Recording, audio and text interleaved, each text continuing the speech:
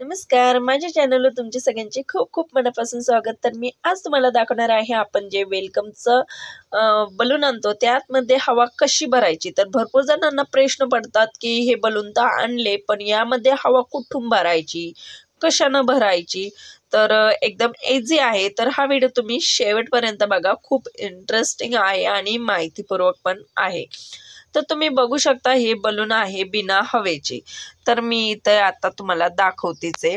तर इथे बघा पिंक कलर आहे। ह्या पिंक कलरवर एक पांढरा कागद आहे। तुम्ही बघू शकता प्लास्टिकचा असा अर्धा कागद आहे।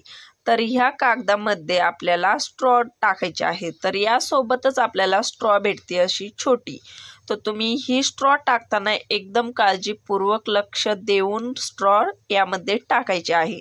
नाहीतर मग तुमचा बलून फाटला तर त्यामध्ये हवा जाणार नाही, गेली तरी तो लीक होईल। तर तुम्ही बघू शकता या पद्धतीने आपण हळूवार स्ट्रॉ टाकून असा तोंडाच्या फुंकरीना किंवा मग पंपाच्या साहाय्याने तुम्ही इथे हवा भरू शकता। तर आणि हवा भरून झाला की आपल्याला इथे अंगठ्याच्या साहाय्याने असं चेपून द्यायचं आहे, म्हणजे हवा आपली बाहेर येणार नाही।